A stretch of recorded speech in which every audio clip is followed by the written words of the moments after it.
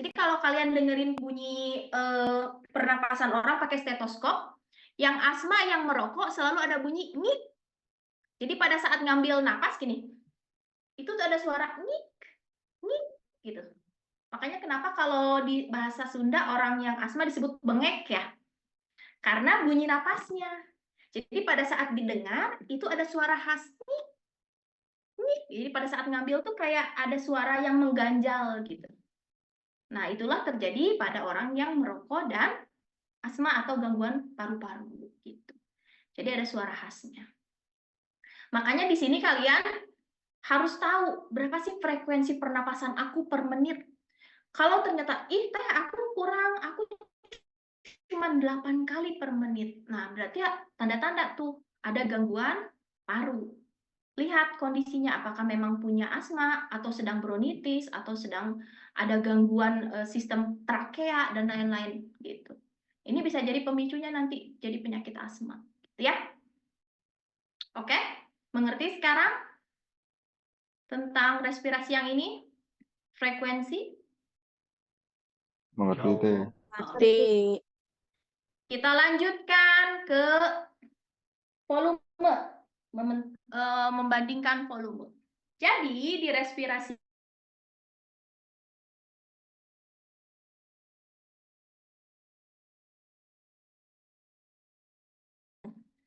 ya, jadi ada volume udara yang maksimal masuk ke dalam tubuh berapa, ya, yang dikeluarkan berapa. Nah, biasanya alat yang digunakan untuk menghitung volume ini dinamakan spirometer. Jadi alat meter nanti kalian tiup ya, sehingga nanti terlihat volume udara yang ditiupkan atau volume yang diserapnya itu ada berapa. Nah, biasanya secara teori itu dibagi menjadi volume tidal, volume ekspirasi cadangan, dan volume inspirasi cadangan. Ya, kalau volume tidal itu adalah volume udara yang diinspirasi atau ekspirasi setiap kali melakukan pernapasan normal.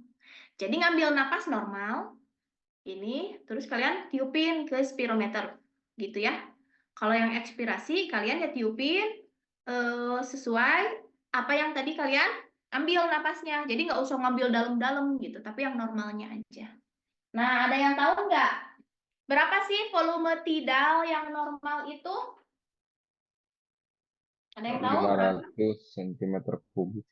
Berapa, Fatir? 500 cm kubik. Ya, 500 ya. Betul tidak, teman-temannya? Betul. Betul. Katanya perempuan, yang ibu-ibu gimana? Betul tidak, ibu-ibu? Betul. Sudah betul, Bu Ibu? Betul, Bu. Ya. 500 sampai 1000 biasanya ya. 500, maaf, 500. Kalau VEC baru 1000. Nah, kalau volume ekspirasi cadangan berarti jumlah udara yang masih dikeluarkan secara aktif melalui ekspirasi yang kuat. Jadi kalian ngambil napas kuat, ya, napas biasa, tapi ngeluarinnya kuat. Jadi ngambil napas biasa dihirup, tapi ngeluarinnya full, gitu. Nah, biasanya ini normalnya berapa tadi? 1100. Ya, 1100 mililiter. Kalau VEC-nya. Kalau VIC itu volume inspirasi cadangan, berarti kalian ngambil napas, ya, cuman nanti pengambilannya itu volume udara ekstra, jadi sisa-sisa yang ada di dalam paru-paru kalian. Normalnya biasanya berapa? Ada yang tahu nggak? Normalnya VIC berapa di orang dewasa? 3000. 3000. Jadi kalau misalnya, Teh, kenapa ya VIC aku cuma 1500? Ya, itu berhubungan dengan kondisi fisik ya. Bisa kurang olahraga, bisa merokok, status gizi ya, kurang gizi misalnya gitu ya, itu akan berpengaruh. Nah, Kalau KV apa? Kapasitas vital ya. Nah, KV itu kapasitas vital. Nah, ini itu berarti jumlah udara maksimum yang dapat dikeluarkan paru-paru. Ya, jadi kalian nggak ngambil napas, tapi kalian langsung keluarin ekstra. Nah, kira-kira berapa, ada yang tahu nggak normalnya? 4,8 liter. 4.600 mililiter. 4,8 berarti 4.800 atau 4.600 mililiter.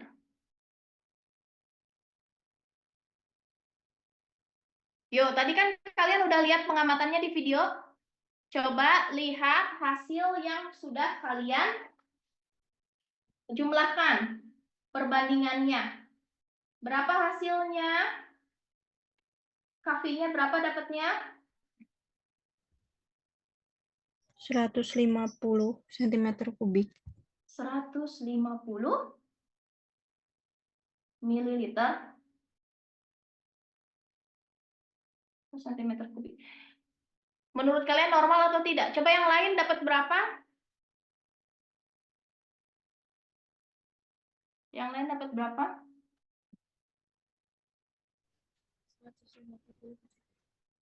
Yang lain dapat berapa? Ini saya lihat yang Nabila.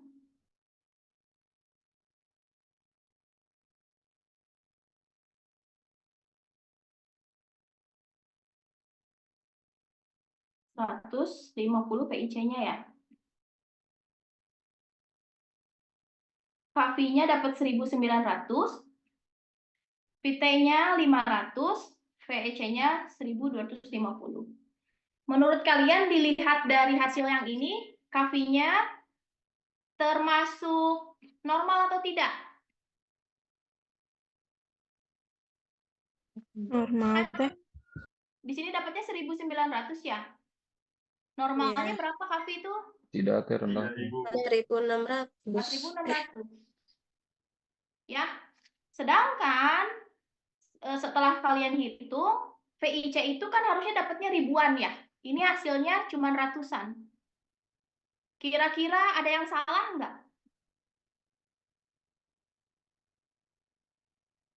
Lihat, VT-nya masih normal, 500 kan? Ya. Ya. VEC-nya masih normal, 1.250. 250. Oke. Tapi VIC-nya lihat. KV-nya maaf. KV-nya lihat. KV-nya harusnya 4.000-an. Tapi dari hasil pengamatan cuma 1.900. Normal atau tidak? Tidak. Tidak. Oke. Kira-kira penyebabnya kenapa kapasitas vital paru-paru seseorang ini tidak sesuai dengan teori? Bisa ada faktor penyakit. Penyakit, kurang olahraga gitu ya, merokok dan lain-lain. Oke. Makanya di sini hasil perhitungan VIC kalian itu jauh dari nilai ribuan. Jadi kan hasilnya cuma dapat 150 ya. Sedangkan normalnya itu 3.000. Gitu. Ya, kenapa bisa seperti ini ya? Kalian jelaskan. Karena dilihat dari nilai KV-nya yang tidak sesuai dengan teori atau tidak sesuai dengan nilai normal. Itu nanti dibahas sama kalian. Kenapa nilai VIC-nya tidak sesuai dengan nilai normalnya? Kan normalnya tadi harusnya 3.000, ini 150. Dijelasin sama kalian kenapanya. Ya. Nah, faktor yang berpengaruh tadi ya, yang sudah Teteh sebutkan, itu pasti merokok, ya, kemudian penyakit, olahraga, status gizi. Nah, ini sangat berpengaruh, ya. Jika merokok ya tadi berarti pada saat kalian mengeluarkan pernapasan atau ekspirasi itu akan berkurang dari yang seharusnya. Olahraga juga sama. Olahraga ini sebagai proses pembentukan ekspirasi yang lebih dalam. Jadi dia ini bisa menyeimbangkan atau misalnya membuat pernapasan kalian akan lebih maksimal kalau olahraga tuh, ya. Nah, yang selanjutnya mungkin karena penyakit bisa juga.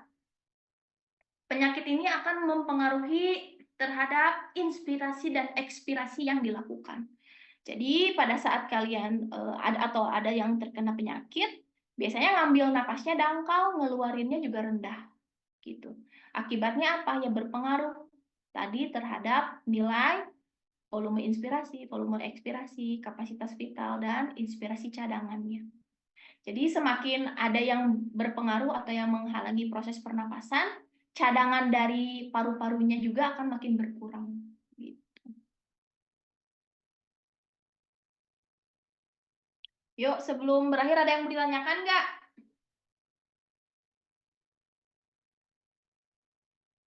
Ada yang mau ditanyakan nggak?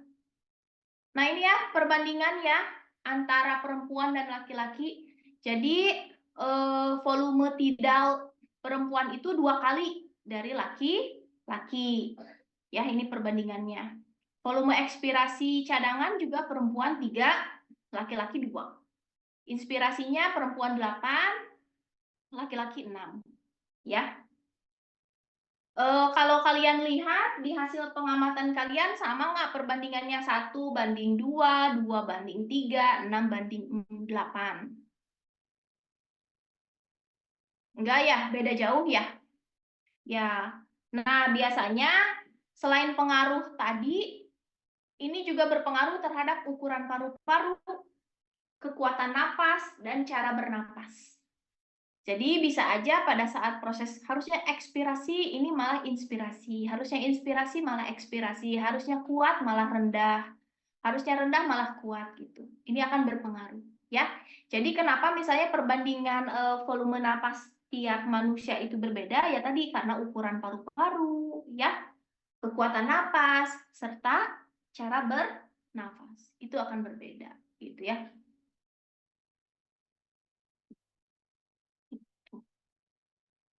Oke, ada yang mau ditanyakan nggak tentang respirasi?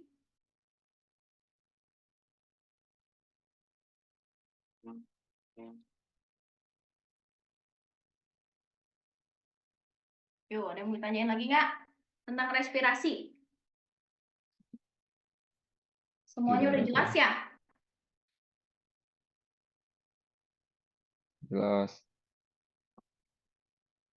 Laporannya nanti untuk teori dasar kalian hanya menjelaskan proses pernapasan. Jadi dimulai dari hidung, kemudian kenapa harus disaring, sampai ke bronkus dan alveolus sampai ke alveolus. Itu aja teori dasarnya ya. Untuk prosedur jangan lupa kalimat pasif. Jadi di awalan di aja. Ya, dicatat, dilakukan inhalasi normal, dilakukan inhalasi sedalam mungkin kayak gitu-gitu. Aku mau bikinnya diagram boleh. Kalau mau bikin kalimat atau dalam paragraf itu kalimatnya pasif. Ya. Kemudian jangan lupa alat bahan sesuai dengan yang ada di video. Ya, alat bahannya. Data pengamatan. Berarti data pengamatan itu ada gambar anatomi ya, sesuai yang ada di modul. Ya, gambar anatomi, kemudian tabel yang proses ekspirasi dan inspirasi. Ya. Kemudian proses pernapasan tadi ya, frekuensi pernapasan ada berapa kali? Yang terakhir berarti perhitungan VIC. Yang terakhir itu. Ya. Nah, Teteh ingatkan untuk membahas itu pertama kali adalah kalian bahas tentang respirasi. Respirasi itu apa sih? Tadi proses pertukaran O2 dan CO2. Kalian jelaskan kenapa tubuh memerlukan O2. Itu dijelasin sama kalian. Ya, itu awalnya seperti itu. Jadi misalnya proses respirasi adalah pertukaran O2 dan CO2. Tubuh memerlukan O2 untuk proses pergerakan karena membutuhkan energi dalam setiap pergerakan metabolismenya, gitu ya. Nah, CO2 akan diangkut sama siapa? Cari sama kalian. Ya, diedarkan kemana itu. Nah, baru kalian hubungkan dengan data pengamatan. Jadi misalnya gini, dari hasil pengamatan yang telah kami lakukan, diketahui bahwa frekuensi pernapasan pada pengamatan adalah sebanyak 16 kali. Hal ini sudah sesuai dengan teori yang menyatakan bahwa pernapasan normal manusia itu adalah 12-20 kali. Adapun ketidaknormalan frekuensi manusia dikarenakan karena jelasin sama kalian apa aja. Kayak gitu. Ya, kalau bikin laporan tuh seperti itu. Jelasin faktor yang berpengaruh terhadap frekuensi pernapasannya. Kenapa merokok, kenapa penyakit, itu dibahas sama kalian. Nah, selanjutnya itu adalah tadi apa? Ini ya, ekspirasi dan inspirasi ya. Oh, inspirasi-ekspirasi dulu ya. Kenapa pada saat proses ekspirasi itu terjadi perubahan diafragma misalnya gitu ya. Inspirasi tulang rusuk itu dijelasin sama kalian. Proses terjadinya inspirasi gimana? Proses terjadinya ekspirasi gimana? Apa yang berubah? Gitu ya. Terus dijelasin sama kalian. Kenapa pada saat proses ekspirasi biasanya proses inspirasi biasanya tulang rusuk kalian mengangkat. Fungsinya buat apa? Kenapa tulang rusuknya itu ngangkat? Gitu ya. Dan pada saat proses ekspirasi, diafragmanya turun. Kenapa bisa seperti itu? Dijelasin sama kalian. Ya. Oke. Nah, hubungkan dengan orang yang punya penyakit paru-paru.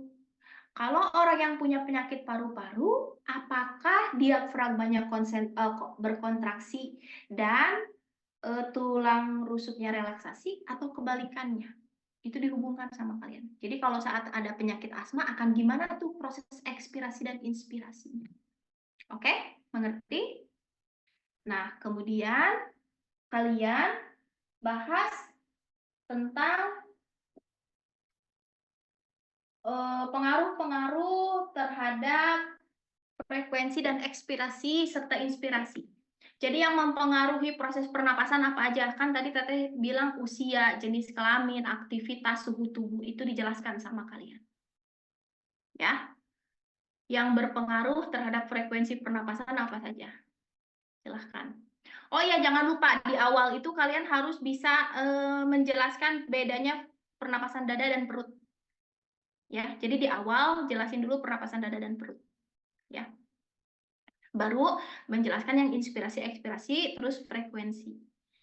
Nah, kemudian yang ketiga berarti kalian menjelaskan yang tadi, volume tidal. Ya, membandingkan volume tidal, ekspirasi cadangan, sama inspirasi cadangan. Kalian jelasin dulu apa itu VTEC. Ya, normalnya berapa? Apa itu VIC, normalnya berapa? Apa itu VEC, normalnya berapa? KV juga berapa? Baru kalian jelaskan hasil pengamatan kalian. Sesuai dengan teori atau tidak? Oh, ternyata tidak sesuai dengan teori. Nah, jelasin sama kalian. Kira-kira yang berpengaruh sehingga hasilnya tidak sesuai dengan teori itu apa? Gitu.